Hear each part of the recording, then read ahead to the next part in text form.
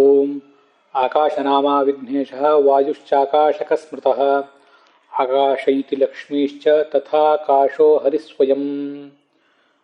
ಶ್ರೀ ಗುರುಭ್ಯೋ ನಮಃ. ಶುಭಕೃತ್ ಸಂವತ್ಸರಸ್ಯ ಗಣೇಶ ಚತುರ್ಥ್ಯಾಂ ಅಸ್ಯಾಂ ತಿಥೌ ಛಾಂದೋಗ್ಯೋಪನಿಷದಿ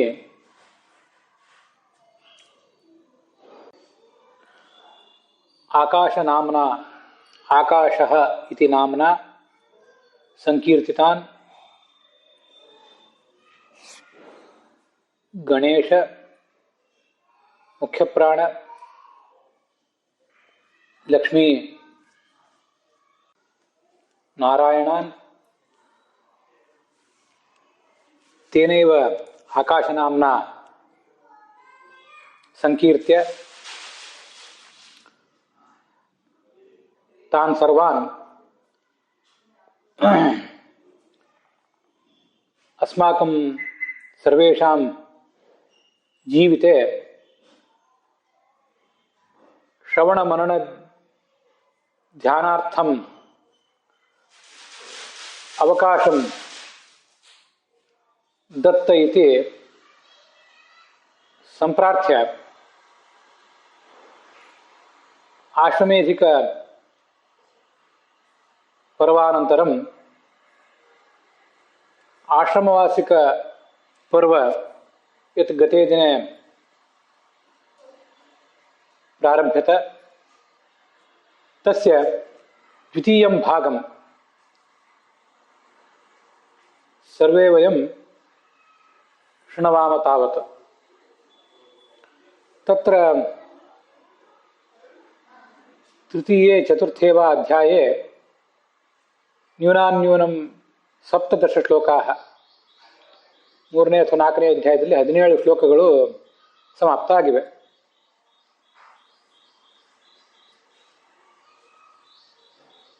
ಯುಧಿಷ್ಠಿರ ಪ್ರಭೃತೀನಾಂ ಪಾಂಡವಾನಾಂ ಭೀಮವರ್ಜಿತಾನಾಂ ಸೇವಾಂ ಸ್ವೀಕೃತ್ಯ ಧೃತರಾಷ್ಟ್ರಃ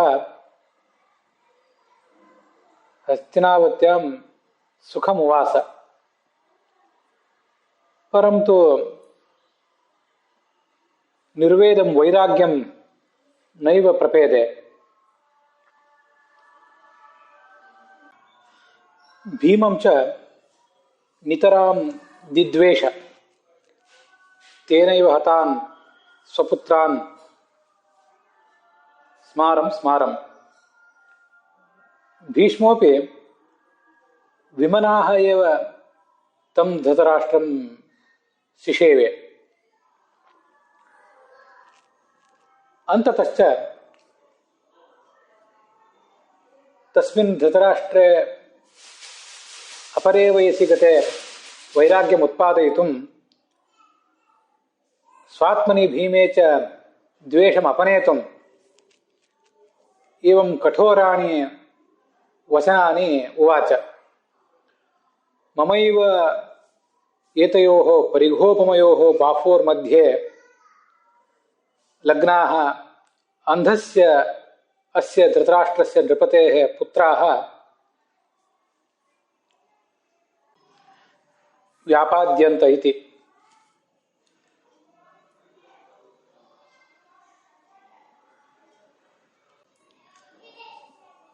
ಏತಾನಿ ಅನ್ಯಾನಿ ಚ ಶಲ್ಯಭೂತಾನಿ ವಚನಾನಿ ಭೀಮಸ್ಯ ಶ್ರುತ್ವಾ ಭೀಮವಾಗ್ವಾಣಚೋದಿತಃ ಸಹ ಜನಾಧಿಪಃ ಧೃತರಾಷ್ಟ್ರಃ ನಿರ್ವೇದಮಾಪೇದೆ.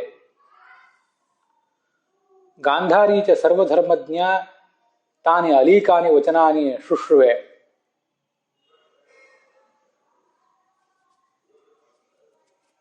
ಹದಿನೈದನೇ ವರ್ಷ ಬಂದಿತ್ತು, ಪಾಂಡವರಿಗೆ ರಾಜ್ಯ ಸಿಕ್ಕು. ಆವಾಗ ಈ ಭೀಮಸೇನ ಧೃತರಾಷ್ಟ್ರನಿಗೆ ವೈರಾಗ್ಯವನ್ನು ಹುಟ್ಟಿಸ್ಲಿಕ್ಕಾಗಿ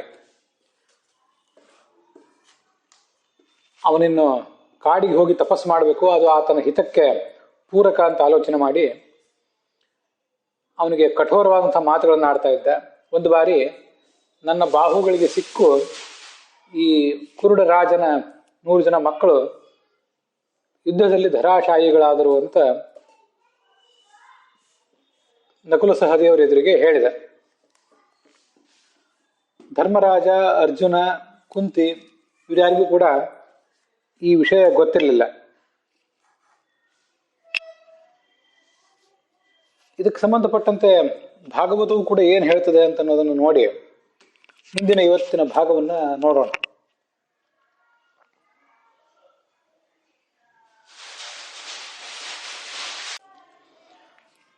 ಏವಂ ಗೃಹೇಶು ಸಪ್ತಾನಾಂ ಪ್ರಮತ್ತಾನಾಂ ಗೃಹೇ ಹಯ ಅತ್ಯಕ್ರಮದ ಅಭಿಜ್ಞಾತಃ ಕಾಲಃ ಪರಮದುಸ್ತರಃ. ಧೃತರಾಷ್ಟ್ರ, ಕುಂತಿ ಮೊದಲಾದವರು ಅರಮನೆಯ ಸುಖಭೋಗದಲ್ಲೇ ಮಗ್ನರಾಗಿದ್ರು. ಮತ್ತೆ ಈ ವ್ಯರ್ಥವಾಗಿ ತಮ್ಮ ಆಯುಷ್ಯವನ್ನ ಕಳೆದಿದ್ರು.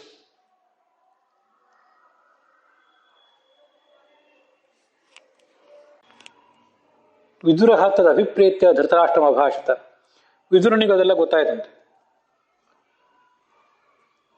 ಅವನು ಪಶ್ಯೇದಂ ಭಯಮಾಗತಂ ಅಂತ ಹೇಳಿದ ಧೃತರಾಷ್ಟ್ರನಿಗೆ. ನೋಡು, ನಮಗೆಲ್ಲ ಒಂದು ಭಯ ಬಂದಿದೆ. ಪ್ರತಿಕ್ರಿಯಾ ನಯಸ್ಯೇಹ ಕುತಶ್ಚಿತ್ ಕರ್ಹಿಚಿತ್ ಪ್ರಭೋ ಸಯೇಷ ಭಗವಾನ್ ಕಾಲಃ ಸರ್ವೇಷಾಂನ ಸಮಾಗತಃ. ಈ ಕಾಲನಾಮಕನಾದ ಭಗವಂತ ನಮ್ಮನ್ನೆಲ್ಲರನ್ನು ಕೂಡ ಈಗ ಆವರಿಸಲಿಕ್ಕೆ, ಕರೆದುಕೊಂಡು ಹೋಗಲಿಕ್ಕೆ ಸನ್ನದ್ಧನಾಗಿದ್ದಾನೆ. ಇದಕ್ಕೇನಾದ್ರೂ ಪ್ರತಿಕ್ರಿಯೆ ನಮ್ಮಲ್ಲಿದೆಯಾ? ಏನು ಪ್ರತಿಕ್ರಿಯೆಯೂ ಇಲ್ಲ. ಏನ ಚೇಹಾಭಿಪನ್ನೋಹಂ ಪ್ರಾಣೈಃ ಪ್ರಿಯತಮೈರಪಿ ಜನ ಸದ್ಯೋ ವಿಯುಜ್ಯೇತ ಕಿಮು ತಾನ್ಯೇ ಧನಾದಿಭಿಹಿ. ನಮಗೆಲ್ಲರಿಗೂ ಕೂಡ ಅತ್ಯಂತ ಪ್ರಿಯವಾದದ್ದು ಯಾವುದು? ನಮ್ಮ ಪ್ರಾಣ. ಆ ಪ್ರಾಣವೇ ನಮ್ಮ ವಶದಲ್ಲಿರೋದಿಲ್ಲ. ಅದು ಈ ಶರೀರವನ್ನು ಬಿಟ್ಟು ಹೋಗ್ಲಿಕ್ಕೆ ತಯಾರಾಗಿರ್ತದೆ. ನಮಗೆ ಪ್ರಾಣ ನಮಗೆ ಧನ, ಸುಖ, ಭೋಗ ಇತ್ಯಾದಿಗಳು ಬೇಕಾಗಿರುವುದು ನಮ್ಮ ಪ್ರಾಣ ಧಾರಣೆಗಾಗಿ. ಅಂಥ ಪ್ರಾಣವೇ ಇವತ್ತು ಹೊರಟು ನಿಂತಾಗ ಇನ್ನು ಧನ ಕನಕಾದಿಗಳಿಂದ ನಮ್ಗೆ ಆಗಬೇಕಾದದ್ದೇನಿದೆ? ಮರಣವನ್ನು ಹಿಮ್ಮೆಟ್ಟಿಸ್ಲಿಕ್ಕಾಗೋದಿಲ್ಲ. ಅವು ಎಲ್ಲ ಕೈ ಬಿಟ್ಟು ಹೋಗಿಯೇ ಹೋಗ್ತವೆ. ಪಿತೃ ಭ್ರಾತೃ ಸುಹೃತ್ ಪುತ್ರಾಹ ಹತಾಸ್ತೆ ವಿಗತಂ ವಯಃ. ಧೃತರಾಷ್ಟ್ರನಿಗೆ ವಿದುರ ಹೇಳಿದ, ನೀನು ನಿನ್ನ ತಂದೆಯಂದ್ರಿಗೆ ಸಮಾನರಾದವರು, ಸಹೋದರರನ್ನ, ಮಿತ್ರರು, ಮಕ್ಕಳು ಎಲ್ಲರನ್ನೂ ಕೂಡ ಕಳ್ಕೊಂಡಿದ್ದೆ. ವಿಗತಂ ವಯಃ, ನಿನ್ನ ಯೌವನವೂ ಕೂಡ ಹೊರಟು ಹೋಗಿದೆ. ಆತ್ಮಾಚ ಜರಯಾಗ್ರಸ್ತ, ಮುಪ್ಪು ಶರೀರವನ್ನು ಆವರಿಸಿದೆ. ಪರಗೇಹಂ ಉಪಾಸಸೆ, ಪರಲೋಕದ ಸಾಧನೆ ಮಾಡಬೇಕಾಗಿತ್ತು ನೀನೀಗ. ಅದನ್ನು ಮಾಡದೆ ಈ ಪರಗೇಹಂ, ನಿನ್ನದಲ್ಲದ ಈ ಸಾಮ್ರಾಜ್ಯದಲ್ಲಿ ಯುಧಿಷ್ಠಿರಾದಿಗಳ ನಡುವೆ ವಾಸ ಮಾಡ್ತಾ ಇದ್ದೆ. ಅಹೋ ಮಹೀಯಸಿ ಜಂತೋಹೋ ಜೀವಿತಾಶ ಯಯಾ ಭವಾನ್ ಭೀಮಾಪವರ್ಜಿತಂ ಪಿಂಡಂ ಆದತ್ತೆ ಗೃಹಪಾಲವತ್. ನಿನ್ನೂ ಕೂಡ ಈ ಶ್ಲೋಕ ನೋಡಿದ್ವಿ. ಬದುಕಬೇಕು ಅನೇಕ ಕಾಲ ಅಂತ ಎಂಥ ದುರ್ಭರವಾದಂತಹ ಪ್ರಬಲವಾದ ಆಸೆ ಈ ಜೀವಕ್ಕೆ. ಆ ಆಸೆಯಿಂದಲ್ವೇ ನೀನು ಇನ್ನೂ ಈ ಅರಮನೆಯಲ್ಲಿ ಬದುಕಬೇಕು, ಅರಮನೆಯಲ್ಲಿ ಇರಬೇಕು ಅಂತ ಪ್ರಯತ್ನ ಪಟ್ಟಿದ್ದಿ. ಭೀಮ ಅನಾದರದಿಂದ, ತಿರಸ್ಕಾರದಿಂದ ನಿನಗೆ ಅನ್ನದ ಪಿಂಡವನ್ನ ಹಾಕ್ತಾ ಇದ್ದಾನೆ. ನಾಯಿ ಅಂತ ಅದನ್ನ ತಿಂತಾ ಇದ್ದೆ. ನಿನಗೆ ನಾಚಿಕೆ ಆಗ್ಬೇಕಾಗಿತ್ತಲ್ಲ. ಈ ಮಾತನ್ನು ಕೇಳಿದಾಗ ಇದೇ ವಿದುರ ಅಥವಾ ಸಂಜಯ ಹಿಂದೆ ಧೃತರಾಷ್ಟ್ರನಿಗೆ ಹೇಳಿದಂಥ ಒಂದು ಮಾತು ನೆನಪಿಗೆ ಬರ್ತದೆ. ಅದು ಧೃತರಾಷ್ಟ್ರನಿಗೆ, ನೀನು ದುರಾಸೆ ಮಾಡಬೇಡ, ಪಾಂಡವರಿಗೆ ಅವರ ರಾಜ್ಯವನ್ನು ಒಪ್ಪಿಸು ಅಂತ ಹೇಳುವಂತಹ ಪ್ರಸಂಗ. ಸಹಸ್ರಿಣೋಪಿ ಜೀವಂತಿ ಶತಿನೋಪಿ ಚ ಧೃತರಾಷ್ಟ್ರ ವಿಮುಂಚಿ ಇಚ್ಛಾಂ ನ ಕಥಂಚಿನ್ ನ ಜೀವ್ಯಸೆ. ಪಾಂಡವರ ಪಾಲಿನ ರಾಜ್ಯದ ಮೇಲೆ ನಿನಗೆ ಯಾಕೆ ದುರಾಸೆ? ಅವರ ರಾಜ್ಯವನ್ನು ಅವ್ರಿಗೆ ಕೊಟ್ಬಿಡು. ಹೇಗಾದ್ರೂ ಬದುಕೇ ಬದುಕ್ತೆ, ಮನುಷ್ಯನ ಜೀವನಕ್ಕೇನು ತೊಂದರೆ ಇಲ್ಲ. ಸಹಸ್ರಿಣೋಪಿ ಜೀವಂತಿ, ಪ್ರತಿ ದಿವಸವೂ ಅಥವಾ ಪ್ರತಿ ತಿಂಗಳು ಅಥವಾ ಪ್ರತಿ ವರ್ಷವೂ ಸಾವಿರಾರು ರೂಪಾಯಿಗಳನ್ನು ಗಳಿಸುವಂಥವರು ಕೂಡ ಬದುಕಿದ್ದಾರೆ. ಜೀವಂತಿ ಶತಿನೋಪಿಚ, ಬರೇ 100 ಗಳಿಸುವಂಥವ್ರು, 100 ಸಂಖ್ಯೆಯಲ್ಲಿ ಸಂಪತ್ತಿರುವಂಥ, ಕಡಿಮೆ ಸಂಪತ್ತಿರುವಂಥವರು ಕೂಡ ಈ ಜಗತ್ತಿನಲ್ಲಿ ಬದುಕಿದ್ದಾರೆ. ಯಾರೂ ಸತ್ತಿಲ್ಲ. ಧೃತರಾಷ್ಟ್ರ ವಿಮುಂಚೆ ಇಚ್ಛಾ, ಧೃತರಾಷ್ಟ್ರನೇ ಬದುಕಬೇಕು ಅನ್ನುವಂಥ ಈ ದುರಾಸೆಯನ್ನ ಕೈ ಬಿಡು. ನ ಕಥಂಚಿನ್ ಜೀವ್ಯಸೆ, ಈ ದುರಾಸೆಯನ್ನು ಕೈ ಬಿಡು. ಬದುಕು ಹೇಗಾದ್ರೂ ಹಾಗೇ ಆಗ್ತದೆ. 60-70 ವರ್ಷ 100 ವರ್ಷ ಕಾಲದ ಈ ಬದುಕನ್ನು ಬಾಳ್ಲಿಕ್ಕೆ ನಮಗೆ ಇಷ್ಟೊಂದು ಪ್ರಮಾಣದ ಸಂಪತ್ತು ಬೇಕಾಗಿಲ್ಲ. ಅದರಲ್ಲೂ ದುರಾಸೆ, ಇನ್ನೊಬ್ಬರ ಸಂಪತ್ತಿನ ಮೇಲೆ ದುರಾಸೆ ಅಂತೂ ಯಾವ ಕಾರಣಕ್ಕೂ ಕೂಡ ಬೇಕಾಗಿಲ್ಲ.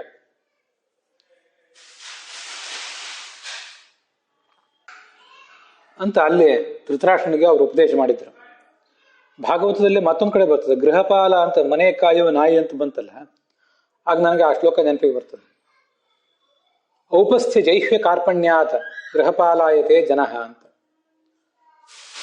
ಮನುಷ್ಯನಿಗಿರುವ 2 ಅಗತ್ಯ, ಪ್ರಧಾನ ಅಗತ್ಯಗಳು. ಒಂದು ಉಪಸ್ಥೇಂದ್ರಿಯ, ದಾಂಪತ್ಯ ಸುಖದ ಅಪೇಕ್ಷೆ. ಇನ್ನೊಂದು ಜಿಹ್ವಾ ಸುಖದ ಅಪೇಕ್ಷೆ. ಇವೆರಡನ್ನು ಬಯಸ್ತಾ ಬಯಸ್ತಾ ಯಾರ್ಯಾರಿಗೂ ಅಧೀನನಾಗಿ ನಾಯಿ ಅಂತ ಆಗಿಬಿಡ್ತಾನೆ ಮನುಷ್ಯ ಅಂತ. ವಸ್ತುತಃ ಧೃತರಾಷ್ಟ್ರ ದೊಡ್ಡ ಸಾಮ್ರಾಜ್ಯದ ಚಕ್ರವರ್ತಿ. ಅವನಿಗೆ ಆ ಸಾಮ್ರಾಜ್ಯದಲ್ಲಿ ಅವನದೇ ಆದಂತಹ ಸ್ಥಾನಮಾನ ಇತ್ತು. ನಿವೃತ್ತರಾಗಿದ್ದಾರೆ, ವಯಸ್ಕರಾಗಿದ್ದಾರೆ ಅಂದ್ಕೂಡಲೇ ತಂದೆ ತಾಯಂದ್ರನ್ನ ಯಾರು ಕಾಡಿಗೆ ತಳ್ಳೋದಿಲ್ಲ, ಅವರಾಗೆ ಹೋಗ್ಬೇಕಷ್ಟೆ. ಆವತ್ತಿನ ಕಾಲಕ್ಕೂ ಇವತ್ತಿನ ಕಾಲಕ್ಕೂ ಹಿರಿಯರಾದವ್ರ ಮನೆಯಲ್ಲಿ ಇದ್ದೇ ಇರ್ತಾರೆ. ಅವ್ರದ್ದೇ ಆದಂತಹ ಸಂಪತ್ತು, ಅವರದೇ ಆದಂತಹ ಒಂದು ಭಾಗ ಇದ್ದೇ ಇರ್ತದೆ. ಅದನ್ನ ಅನುಭವಿಸ್ಕೊಂಡು ಅವ್ರ ಕಾಲ ಕಳೀತಿರ್ತಾರೆ.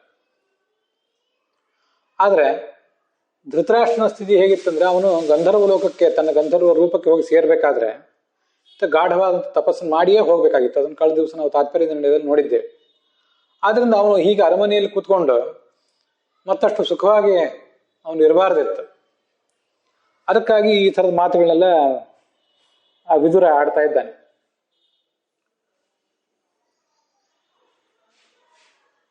ಈ ಮಾತು ಧೃತರಾಷ್ಟ್ರನಷ್ಟು ಅಲ್ಲದೆ ಹೋದ್ರೂ ಕೂಡ ನಮಗೂ ಕೂಡ ಅನ್ವಯಿಸ್ತದೆ. ನಾವು ಎಲ್ಲರೂ ತಪಸ್ಸು ಮಾಡಿ ಪರಲೋಕದಲ್ಲಿ ನಾವು ಯಾವುದೋ ಒಂದು ಸ್ವರೂಪವನ್ನು ಹೊಂದಬೇಕಾದಂತಹ ಅಗತ್ಯ ಏನಿರೋದಿಲ್ಲ. ಆದರೂ ನಮಗೆಲ್ರಿಗೂ ಅನ್ವಯಿಸುವುದು ಏನಂದ್ರೆ, ಕಾಡಿಗೆ ಹೋಗುವಂಥ ಸ್ಥಿತಿ ನಮಗಿಲ್ಲದೆ ಇರಬಹುದು. ವಾನಪ್ರಸ್ಥಾಶ್ರಮ ಈಗ ನಿಷಿದ್ಧ ಆಗಿರಬಹುದು, ಅದೇನೇ ಇರಲಿ. ಆದರೆ ನಾಡಿನಲ್ಲಿಯೇ ಜನರ ನಡುವೆಯೇ ಮನೆಯಲ್ಲೇ ಇದ್ರೂ ಕೂಡ ಮಾನಸಿಕವಾಗಿ ಆದರೂ ವನಪ್ರಸ್ಥನಾಗಬೇಕು ಮನುಷ್ಯ. ಭೌತಿಕವಾಗಿ ಗೃಹಪ್ರಸ್ಥನಾಗಿರಲಿ, ಆದರೆ ಮಾನಸಿಕವಾಗಿ ಆದರೂ ಅವನು ವನಪ್ರಸ್ಥನಾಗಬೇಕು.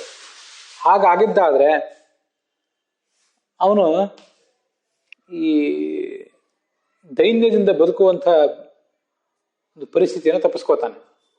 ಇಲ್ಲದೆ ಹೋದರೆ ಅಂಥ ಒಂದು ದೈನ್ಯದ ಅವಸ್ಥೆ ಎಲ್ಲಿಗೂ ಕೂಡ, ನಮಗೂ ಕೂಡ ಬಂದೇ ಬಿಡ್ತದೆ. ನಾವು ನಮ್ಮ ಮೂರ್ಖತನಗಳಿಂದ, ವ್ಯರ್ಥವಾದ ಚಿಂತೆಗಳಿಂದ ನಮ್ಮ ಜೀವನಕ್ಕೆ ದೈನ್ಯಾವಸ್ಥೆ ಬರುವಂತೆ ನಾವೇ ಮಾಡ್ಕೊಂಡು ಬಿಡ್ತೇವೆ. ಆದ್ರಿಂದ ಒಂದು ರೀತಿಯಾಗಿ ನಾವು ಕೂಡ ನಾಯಿಯಂತೆ ಆಗಿಬಿಡ್ತೇವೆ. ಹಿಂದೆ ಅದನ್ನು ಅನೇಕ ಬಾರಿ ನೋಡಿದ್ದೇವೆ. ಡೊಂಕು ಬಾಲದ ನಾಯಕರೇ, ನೀವೇನು ಊಟವೂ ಮಾಡಿದಿರಿ ಅಂತ ದಾಸರು ನಮ್ಮನ್ನೆಲ್ಲರನ್ನು ಅದಕ್ಕೆ ಕೇಳಿದ್ದು. ಡೊಂಕು ಬಾಲದ ನಾವು ನಾಯಕರು ಅಂದ್ರೆ ನಾಯಿಯಂತೆ ನಾವೇ ಇದ್ದೇವೆ. ನಾವು ಡೊಂಕು ಬಾಲದವರು. ನಮ್ಮ ಈ ಬಾಲ ಎಂದು ಸರಿ ಹೋಗೋದೇ ಇಲ್ಲ. ಅದು ನಮ್ಮ ಬುದ್ಧಿ ಅನ್ನುವ ಬಾಲ ಅದು ಎಂದೂ ನೆಟ್ಟಗಾಗೋದಿಲ್ಲ, ವಕ್ರವಾಗಿಯೇ ಇರ್ತದೆ. ಸಂಸಾರಕ್ಕೆ ಬಂದಿರಿ, ಏನು ಊಟ ಮಾಡಿದಿರಿ, ಏನು ಭೋಗ ಅನುಭವಿಸಿದಿರಿ, ಯಾರ್ಯಾರ ಹತ್ರ ಏಟು ತಿಂದ್ರಿ, ಎಲ್ಲಿಯೋ ಹೋದ್ರಿ, ದುರಾಸೆಯಿಂದ ಜಲ ಸುರಿಸ್ತಾ ನಿಂತ್ರಿ, ಅವ್ರು ಕಲ್ಲು ಹೊಡೆದು ಅಥವಾ ದೊಣ್ಣೆಯಿಂದ ಹೊಡೆದು ನಿಮ್ಮನ್ನು ದಬ್ಬಿದ್ರು. ಆವಾಗ ಅಲ್ಲಿಂದ ಬೊಗಳ್ತಾ ಕುಯ್ಗುಡ್ತಾ ಅಲ್ಲಿಂದ ಓಡಿ ಹೋಗ್ತಾರೆ ಅಂತ ನಾಯಿ ಅಂತ ಸ್ಥಿತಿಯೇ ನಮಗೂ ಬಂದಿದೆ ಅಷ್ಟೆ. ಸ್ಥಳ ವ್ಯತ್ಯಾಸ ಇರಬಹುದು, ಕಾಲ ವ್ಯತ್ಯಾಸ ಇರಬಹುದು, ಪರಿಸ್ಥಿತಿ ವಿಭಿನ್ನವಾಗಿರ್ಬೋದು. ವಸ್ತುತಃ ಆ ನಾಯಿಗೂ ನಮಗೂ ಏನೂ ವ್ಯತ್ಯಾಸ ಇಲ್ಲ.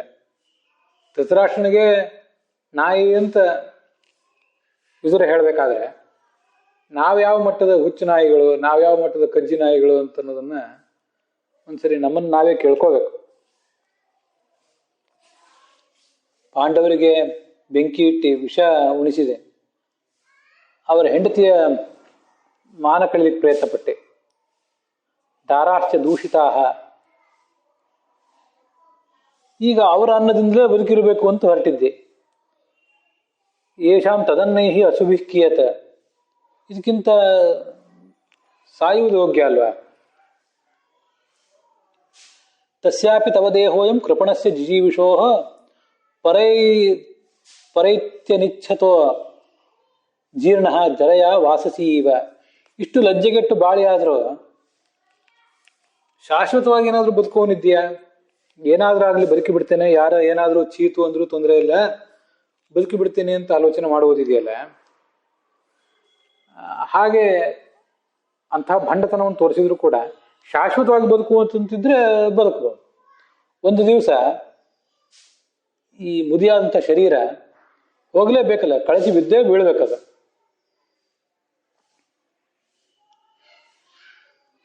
ಆದ್ರಿಂದ ಹೀಗೆ ಬಾಳಿ ಜೀವನವನ್ನು ಕಳ್ಕೊಳ್ಳೋದು ಬೇಡ. ಕಾಡಿಗೆ ಹೋಗೋ, ವನಪ್ರಸ್ಥನಾಗುವ, ಅಲ್ಲಿ ಬದುಕ. ಗತಸ್ವಾರ್ಥಂ, ಕೆಲಸಕ್ಕೆ ಬಾರದ ಶರೀರ ಇಲ್ಲ. ಅವಿಜ್ಞಾತ ಗತರಿ ಜಹ್ಯಾತ ಸವೈ ಧೀರ ಉದಾಹೃತಃ, ಆಗ ನೀನು ನಿಜವಾಗ್ಲೂ ಧೀರ ಅಂತ ಅನಿಸಿಕೋ ಅಂತ ಹೇಳ್ತಿದ್ದಾನೆ ವಿದುರ ಧೃತರಾಷ್ಟ್ರನಿಗೆ.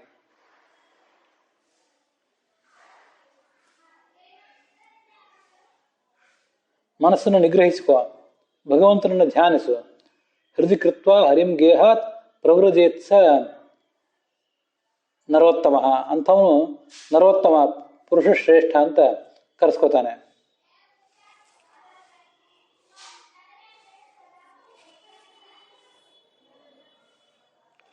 ಸನ್ಯಾಸ ತಗೋಬೇಕು ಅಂತಲ್ಲ, ಉತ್ತರ ದಿಕ್ಕಿಗೆ ಹೊರಟೋಗೋ, ನಿರ್ಜನವಾದ ಅರಣ್ಯದಲ್ಲಿ ವಾನಪ್ರಸ್ಥ ಜೀವನ ನಡೆಸು. ಇತೋರ್ವಾಕ್ ಪ್ರಾಯಶಃ ಕಾಲ, ಈಗ ನಿನಗೆ ಕಾಲ ಪಕ್ವವಾಗಿದೆ. ಹಿಂದೆ ನಿನಗೆ ಉಪದೇಶ ಮಾಡಲಿಲ್ಲ, ಯಾಕಂದ್ರೆ ನಿನಗೆ ಆವಾಗ ಇನ್ನೂ ವಯಸ್ಸಿತ್ತು, ಆಗ ಉಪದೇಶ ಮಾಡೋದು ಬೇಡ ಅಂತ ಬಿಟ್ಟಿದ್ದೆ. ಇವಂ ರಾಜ ವಿದುರೇಣಾನುಜೇನ ಪ್ರಜ್ಞಾಚಕ್ಷು ಬೋಧಿತೋ ಆಜಮೀಷ ಚಿತ್ವಾ ಸ್ವೇಷು ಸ್ನೇಹಪಾಶಾನ್ ದೃಢಿಮ್ನಃ ನಿಶ್ಚಕ್ರಾಮ ಭ್ರಾತೃ ಸಂದರ್ಶಿತಾಧ್ವಾ. ವಿದುರ ಹೀಗೆ ಹೇಳಿದಾಗ ಧೃತರಾಷ್ಟ್ರ ಈ ಅಭಿಮಾನ ಇತ್ಯಾದಿಗಳನ್ನು ಬಿಟ್ಟು ಕಾಡಿಗೆ ಹೊರಟ ಅಂತ ಹೇಳ್ತದೆ. ಗಾಂಧಾರಿ ಹಿಂಬಾಲಿಸಿದ್ರು, ಕುಂತಿ ಸಂಜೆಯರು ಹೊರಟರು. ಹಿಮಾಲಯದಲ್ಲಿ ಅವರು 3 ಜನ ವಾಸ ಮಾಡಿದರು ಅಂತ ಅಲ್ಲಿ ಕಂಡು ಬರ್ತದೆ. ಇದೆಲ್ಲ ಭಾಗವತದ 1ನೇ ಸ್ಕಂದದ 12ನೇ ಅಧ್ಯಾಯದಲ್ಲಿ ಕಂಡು ಬರುವಂತಹ ವಿಷಯ. ಅದನ್ನ ಈಗ ನೋಡಿದ್ದೀವಿ. ಮುಂದೆ ಏನಾಯ್ತು? ಮಹಾಭಾರತ ಏನು ಹೇಳ್ತದೆ? ಭೀಮನ ಮಾತುಗಳನ್ನ ಕೇಳಿ ಅವನಿಗೆ ನೋವಾಗಿತ್ತು ಅಂತ ಬಂದಿತ್ತು.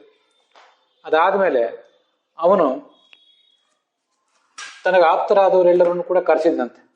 ಕರೆಸಿ ಅವ್ರ ಮುಂದೆ ತನ್ನ ಈ ಸಂಕಟವನ್ನು ಹೇಳ್ಕೊಂಡ ಅಂತ ಕಳೆದ ದಿವಸ ಎಲ್ಲಿ ಕಥೆ ನಿಂತಿತ್ತೋ ಅಲ್ಲಿಂದ ಮುಂದೆ ಹೀಗೆ ಅವನು ಮಾತನಾಡಲಿಕ್ಕೆ ತೊಡಗಿದ. ಧ್ವನಿ ಗದ್ಗದವಾಗಿತ್ತು, ಕಣ್ಣಲ್ಲಿ ನೀರು ಸುರಿತಾ ಇತ್ತು.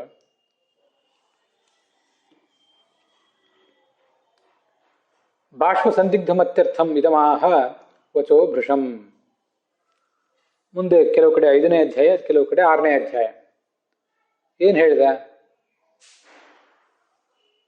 ಕುರುಕುಲದ ನಾಶ ಹೇಗಾಯಿತು ಅಂತ ನಿಮಗೆಲ್ರಿಗೂ ಗೊತ್ತಿದ್ದೇ ಇದೆ. ನನ್ನ ಅಪರಾಧದಿಂದ ಈ ಎಂಥ ಎಲ್ಲ ಮಹಾ ಅನರ್ಥ ಸಂಭವಿಸಿತು, ಅದು ನಿಮಗೂ ತಿಳಿದಿದೆ.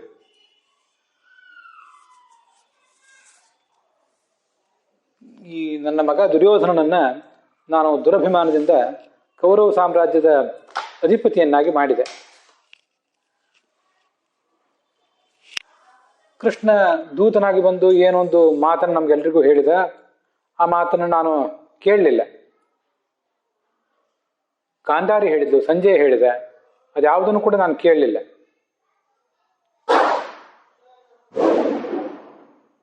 ಪಾಂಡು ಪುತ್ರರಲ್ಲಿ ಅವರಿಗೆ ಈ ಸಂಪತ್ತು ನಾನು ಕೊಡಬೇಕಾಗಿತ್ತು, ಅವ್ರದ್ದಾದಂತಹ ಸಂಪತ್ತು, ಅವ್ರ ಭಾಗವನ್ನು ನಾನು ಕೊಡಬೇಕಾಗಿತ್ತು. ಕೊಡದೇನೆ ಇದೆಲ್ಲವೂ ಕೂಡ ಹಾಳಾಗಿ ಹೋಗುವಂತೆ ನಾನು ಮಾಡಿಬಿಟ್ಟೆ. ನನ್ನ ಮಕ್ಕಳನ್ನ ನಾನೇ ಕಳ್ಕೊಳ್ಬೇಕಾಯ್ತು. ಅಂತೂ ಇದೆಲ್ಲದಕ್ಕೂ ಕೂಡ ನಾನು ಮೂಲ ಕಾರಣ.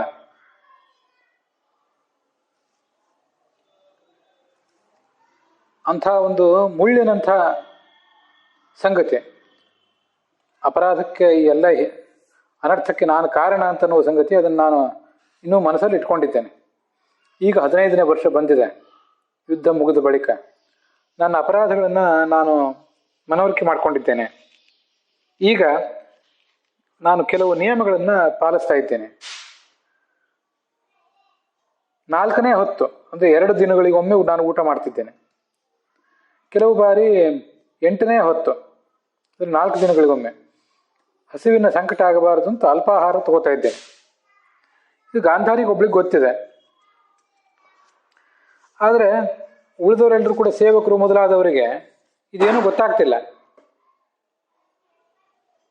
ನಾವೆಲ್ಲ ನಿತ್ಯ ಆಹಾರ ಸ್ವೀಕಾರ ಮಾಡ್ತಿದ್ದೀವಿ ಅಂತಲೇ ತಿಳ್ಕೊಂಡಿದ್ದಾರೆ.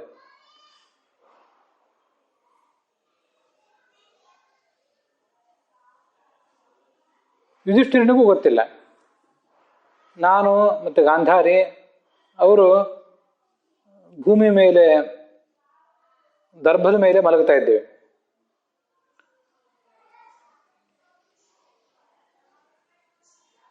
ನನ್ನ ಮಕ್ಕಳು ಯುದ್ಧದಲ್ಲಿ ಮರಣ ಹೊಂದಿದ್ರು, ನಿಮ್ಗೆ ಅದೆಲ್ಲ ಗೊತ್ತಿದ್ದೇ ಇದೆ. ಅದಕ್ಕಾಗಿ ನಾನಿವತ್ತು ಪರಿತಪಿಸ್ತಾ ಇಲ್ಲ. ಅದು ಕ್ಷತ್ರಿಯ ಧರ್ಮ, ನಿಮಗೆಲ್ಲಿಗೂ ಕೂಡ ಅದು ಗೊತ್ತಿದ್ದೇ ಇದೆ. ಮುಂದೆ ಧರ್ಮರಾಜನಿಗೆ ಅವನು ಈ ಥರದ ಮಾತು ಹೇಳಿದಂತೆ, ನಿನಗೆ ಮಂಗಳ ಆಗಲಿ, ನಾನು ಹೇಳುವಂಥ ಮಾತನ್ನು ಕೇಳು. ನೀನು ನನಗೆಲ್ಲ ಥರದ ಅನುಕೂಲಗಳನ್ನು ಮಾಡಿಕೊಟ್ಟಿದ್ದೆ, ಸುಖವಾಗಿ ನಾನಿದ್ದೇನೆ, ಅನೇಕ ದಾನಗಳನ್ನು ಮಾಡಿದ್ದೇನೆ, ಶ್ರಾದ್ದಗಳನ್ನು ಮಾಡಿದ್ದೇನೆ, ಪುಣ್ಯ ಕಾರ್ಯಗಳನ್ನು ಮಾಡಿದ್ದೇನೆ. ಗಾಂಧಾರಿ ಕೂಡ ನನ್ನ ಜೊತೆಗಿದ್ದಾಳೆ, ಯೋಗಕ್ಷೇಮವನ್ನು ನೋಡ್ಕೊಳ್ತಾ ಇದ್ದಾಳೆ.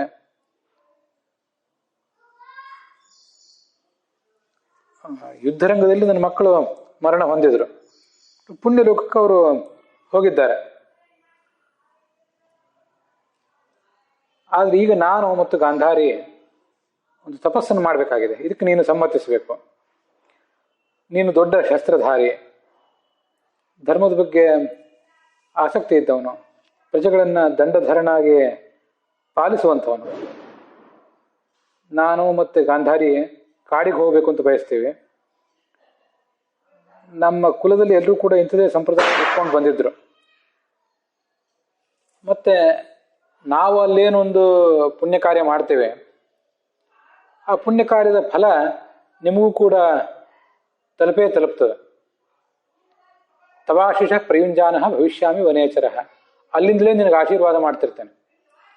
ತ್ವಂಚಾಪಿ ಫಲಭುಕ್ತಾತ ತಪಸಾ ಪಾರ್ಥಿವೋ ಶಶಿ ಫಲಭಾಜೋ ಹಿ ರಾಜಾನಃ ಕಲ್ಯಾಣಸಿ ಇತರಸ್ಯವ. ನಾವು ಅಲ್ಲಿದ್ದು ತಪಸ್ ಮಾಡಿದಾಗ ಅದರ ಫಲ ನಿನಗೂ ಬರ್ತದೆ. ಯಾಕಂದ್ರೆ ನೀನು ರಾಜ. ಒಬ್ಬ ರಾಜನ ರಾಜ್ಯದಲ್ಲಿ ಏನಾದರೂ ಮಂಗಳ ಕಾರ್ಯ ನಡೆದರೆ, ಮಂಗಳ ಕಾರ್ಯ ಸರಿಯಾಗಿ ನಡೆದರೆ ಅದರ ಫಲ ಒಂದು ಭಾಗ ರಾಜನಿಗೂ ಸಿಗ್ತದೆ. ಅಮಂಗಳ ಕಾರ್ಯ ನಡೆದರೆ ಅದರ ಫಲವೂ ಕೂಡ ರಾಜನಿಗೆ ಸಿಗ್ತದೆ.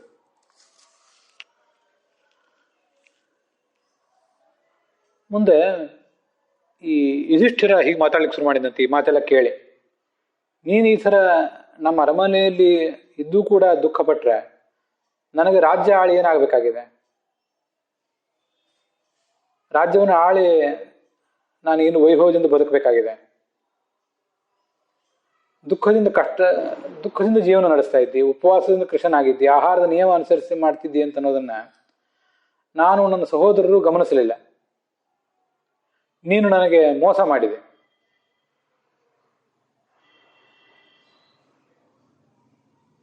ಈ ಥರ ನೀನು ದುಃಖಿತನಾಗಿದ್ದಾಗ ರಾಜ್ಯ ಭೋಗ ಇವುಗಳಿಂದ ಯಜ್ಞದಿಂದ ಅದರಿಂದ ನನಗೆ ಆಗಬೇಕಾದ ಪ್ರಯೋಜನ ಏನಿದೆ?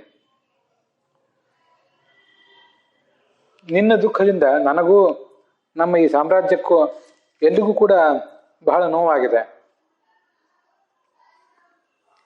ನೀನು ನಮಗೆ ಗುರುವೂ ಹೌದು, ಹಿರಿಯನೂ ಹೌದು. ಮತ್ತೆ ನೀನೇ ಇಲ್ಲಿಂದ ಹೊರಟು ಹೋದ್ಮೇಲೆ ನಾವಿಲ್ಲಿ ಏನು ಮಾಡಬೇಕಾಗಿದೆ? ನಿನ್ನ ಮಗನಾದ ಯುಯುತ್ಸು ಅಥವಾ ನೀನು ಹೇಳುವಂಥ ಮತ್ತಾರು ಒಬ್ಬ ರಾಜ ಆಗಲಿ, ಈಗಾಗಲೇ ಬಂಧುಗಳ ಮಿತ್ರದ ಮರಣಕ್ಕೆ ಕಾರಣನಾದೆ ಅಂತ ನನಗೊಂದು ಕಲಂಕ ಇದೆ. ಅಷ್ಟೆಲ್ಲ ಇದ್ಮೇಲೆ ಮತ್ತಷ್ಟು ನೋವು ನನಗಾಗುವುದು ಯೋಗ್ಯ ಅಲ್ಲ. ಎಷ್ಟು ನೋವನ್ನಾದರೂ ನಾನು ಅನುಭವಿಸಲಿ, ಇದು ಉಚಿತ ಅಲ್ಲ. ನಾನೇ ಕಾಡಿಗೆ ಹೋಗಿಬಿಡ್ತೇನೆ. ನಾಹಂ ರಾಜ ಭವಾನ್ ರಾಜ, ನಾನೆಂದು ಇಲ್ಲಿ ರಾಜನಲ್ಲ, ನೀನೇ ರಾಜ. ಭವತಾ ಪರವಾನಹಂ ಕಥಂ ಗುರುಂ ಮಹಾರಾಜಂ ಅನುಜ್ಞಾತು ಉತ್ಸಹೆ. ಹಿರಿಯನಾದಂಥ ನಿನ್ನನ್ನು ಕಾಡಿಗೆ ಹೋಗುವಂತ ನಾನು ಸಮ್ಮತಿಸುವುದು ಹೇಗೆ? ದುರ್ಯೋಧನ ವಿಷಯದಲ್ಲಿ ನಮ್ಗೆ ಯಾವ ಕೋಪವೂ ಇಲ್ಲ. ಅದೇನಾಗಬೇಕಾಗಿತ್ತೋ ದೈವ ನಿಯೋಗದಂತೆ ಅದಾಯಿತು. ವಯಂ ತೇ ಚೈವ ವಿಮೋಹಿತಾ. ನಮಗೆ ಪಾಂಡವರಿಗೆ ಮತ್ತು ಕೌರವರಿಗೆ ಇಬ್ಬರಿಗೂ ಕೂಡ ಪ್ರಬಲವಾದಂಥ ಒಂದು ಮೋಹ ಬಂದು ಅಂಟಿತ್ತು. ಅದಕ್ಕಂತ ನಾವು ಯುದ್ಧ ಮಾಡಿದೆವು, ಮುಗಿದೋಯ್ತು. ನನಗೆ ಗಾಂಧಾರಿ, ಕುಂತಿ ಇಬ್ಬರೂ ಕೂಡ ಸಮಾನವಾಗಿ ತಾಯಂದರು. ಇಷ್ಟಾದರೂ ನೀನು ಕಾಡಿಗೆ ಹೋಗುವುದಾದ್ರೆ ನಾನು ಕಾಡಿಗೆ ಬರ್ತೇನೆ. ಈ ಭೂಮಿ ನೀನು ಇಳಿದು ಹೋದ್ರೆ ನನಗೇನು ಮಾಡಬೇಕಾಗಿದೆ? ಭೂಮಿಯಿಂದ ನನಗೆ ಆಗಬೇಕಾದ್ದೇನಿದೆ? ನಾವೆಲ್ಲರೂ ನಿನ್ನ ಅಧೀನರು, ನಿನ್ನ ಮನಸ್ಸಿನ ಚಿಂತೆ ಹೋಗಲಿ ಅಂತ ಕೇಳ್ಕೊಂಡಂತೆ ಧರ್ಮರಾಜ. ಅದಕ್ಕೆ ಧೃತರಾಷ್ಟ್ರ ಹೇಳಿದ, ನಮ್ಮ ಕುಲದ ಸಂಪ್ರದಾಯ ಇದು. ಈ ಮುದಿ ವಯಸ್ಸಿನಲ್ಲಿ ಕಾಡಿಗೆ ಹೋಗಿ ಅಲ್ಲೇ ಜೀವನ ನಡೆಸೋದು. ನೀನು ನಮಗೆ ಸೇವಾ ಮಾಡಿದ್ದೆ, ಇನ್ನು ವೃದ್ಧನಾದಂಥ ನನಗೆ ಸಮ್ಮತಿ ಕೊಡು ಅಂತ ಕೇಳಿದ. ಆಗ ಧೃತರಾಷ್ಟ್ರನಿಗೆ ಬಂದ ಅವಸ್ಥೆಯನ್ನು ನೋಡಿ ಈ ಯುಧಿಷ್ಠಿರನಿಗೆ ಮತ್ತಷ್ಟು ಸಂಕಟ ಆಯಿತು. ಆಗ ಅವನು ಸಂಜಯ, ಕೃಪಾ ಇವರೆಲ್ಲರಿಗೂ ಹೇಳಿದ, ನನಗೆ ಬಹಳ ಆಯಾಸ ಆಗ್ತದೆ, ಶರೀರವು ದಣದಿದೆ. ನೀವು ಈ ಧರ್ಮರಾಜನಿಗೆ ಸಮಾಧಾನ ಹೇಳಿದೆ. ಈಗ ಅವನು ಮಾತಾಡ್ತಾ ಇದ್ದಾಗ ಆಯಾಸದಿಂದ ಅವನ ಶರೀರ ಕುಸಿಯಿತು. ಗಾಂಧಾರಿಯನ್ನ ಹೊರಗಿಕೊಂಡು ಅವನು ಕುತ್ಕೊಂಡ. 1,00,000 ಆನೆಗಳ ಬಲ ಇದ್ದಂಥ ರಾಜ ಇವನು ಧೃತರಾಷ್ಟ್ರ. ಭೀಮಸೇನ ಉಕ್ಕಿನ ಪ್ರತಿಮೆಯನ್ನು ಹಿಂದೆ ತಬ್ಬಿಕೊಳ್ಳುವ ಮಾತ್ರದಿಂದ ನುಚ್ಚು ನೂರು ಮಾಡಿಬಿಟ್ಟಿದ್ದ. ಅಂಥವನು ಇವತ್ತು ಸ್ತ್ರೀಯನ್ನು ಆಶ್ರಯಿಸಿ ಕೂತಿದ್ದಾನಲ್ಲ. ಇಂಥವನ ಈ ಸ್ಥಿತಿಗೆ ನಾನೇ ಕಾರಣ. ಧರ್ಮರಾಜ ಹೇಳ್ಕೊಂಡ, ನನಗೆ ಧಿಕ್ಕಾರ ಇರಲಿ, ನನ್ನ ಬುದ್ಧಿಗೆ ಧಿಕ್ಕಾರ ಇರಲಿ, ನನ್ನ ಶಾಸ್ತ್ರಜ್ಞಾನಕ್ಕೆ ಧಿಕ್ಕಾರ ಇರಲಿ. ಇಷ್ಟೆಲ್ಲ ಶಾಸ್ತ್ರಗಳನ್ನು ಅಧ್ಯಯನ ಮಾಡಿದ್ರಿಂದ ನನಗೆ ಬರಬೇಕಾದಂಥ ಸ್ಥಾನಮಾನ ಎಂಥದ್ದು.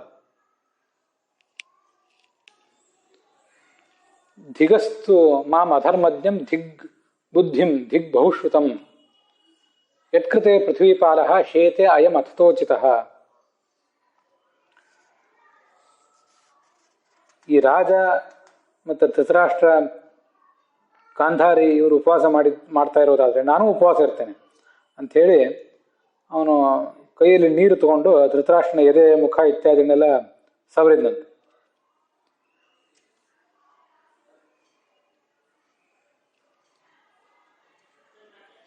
ತೇನ ರತ್ನೌಷಧಿಮತ ಪುಣ್ಯೇನ ಸುಖ ಗಂಧಿನ ಪಾಣಿಸ್ಪರ್ಶೇಣ ರಾಜ್ಞಸ್ತು ತಥಾ ಸುಖಂ ಉವಾಸ.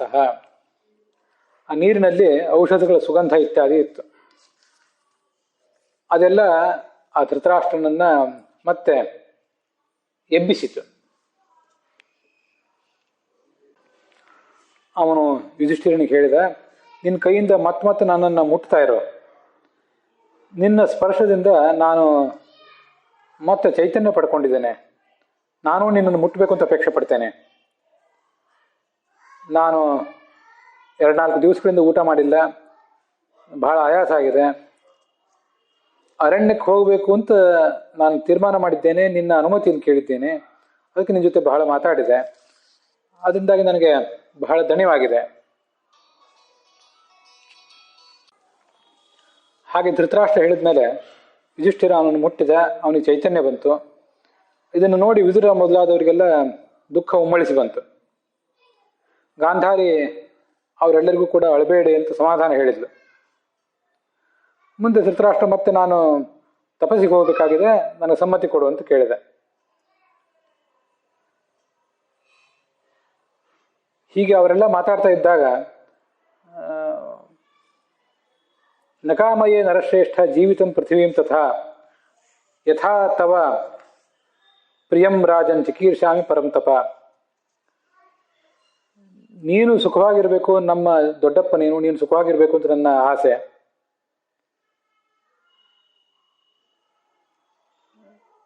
ನೀನು ಈಗ ಮೊದಲು ಭೋಜನ ಮಾಡು, ಮುಂದೆ ನೀನು ಹೇಳಿದಂಥ ವಿಷಯವನ್ನು ನಾನು ಆಲೋಚಿಸ್ತೇನೆ ಅಂತ ಹೇಳಿದ ಯುಧಿಷ್ಠಿರ. ಅನುಜ್ಞಾತಸ್ತ್ವಯಾ ಪುತ್ರ ಭುಂಜಿಯಾಮಿತಿ ಕಾಮಯೇ, ನೀನು ಅರಣ್ಯಕ್ಕೆ ಹೋಗಲಿಕ್ಕೆ ಅನುಮತಿ ಕೊಟ್ಟರೆ ನಾನು ಭೋಜನ ಮಾಡ್ತೇನೆ ಅಂತ ಹೇಳಿದ. ಆಗ ವೇದವ್ಯಾಸರು ಅಲ್ಲಿಗೆ ಬಂದರು. ಅಲ್ಲಿಗೆ ಇವತ್ತಿನ ಭಾಗ ಸಮಾಪ್ತ ಆಗಿದೆ. ವಾವಿಳ್ಳೆ ರಾಮಸ್ವಾಮಿ ಶಾಸ್ತ್ರಿಗಳ ಪಾಠದಲ್ಲಿ 5 ಅಧ್ಯಾಯಗಳು ಸಮಾಪ್ತ ಆಗಿವೆ. ವೈಷ್ಣವ ಪಾಠದಲ್ಲಿ 7ನೇ ಅಧ್ಯಾಯ ಸಮಾಪ್ತ ಆಗಿದೆ. TR ಕೃಷ್ಣಾಚಾರ್ಯರ ಪಾಠದಲ್ಲಿ 4 ಅಧ್ಯಾಯಗಳು, ಮತ್ತು ಉತ್ತರ ಭಾರತದ ಪಾಠದಲ್ಲಿ 3 ಅಧ್ಯಾಯಗಳು ಸಮಾಪ್ತ ಆಗಿವೆ.